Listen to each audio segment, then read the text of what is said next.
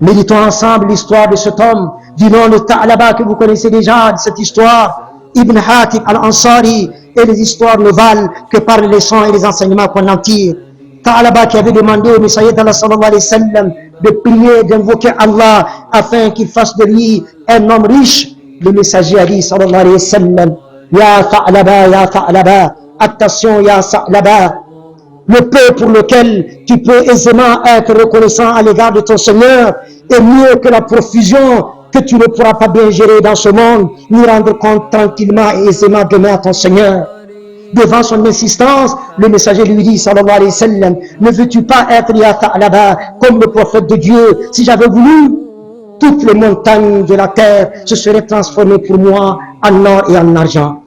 Tha'laba persiste et signe, il veut être riche. Si Dieu me rend riche, dira-t-il, je donnerai à chacun son but. Le messager pria alors pour Tha'laba, qui tenta d'élever quelques moutons, qui se multiplièrent de façon exponentielle au point où Médine ne peut plus le contenir. Il quitta Médine pour une vallée dans les alentours de la ville. Lui qui était toujours au premier rang à la mosquée n'effectuait plus que les prières de Zuhr et Asr, puis les vendredis seulement, et enfin, plus le vendredi, Tha'laba était absent à la mosquée. Il se contentait d'intercepter les fidèles qui revenaient de Médine pour prendre les nouvelles de la ville.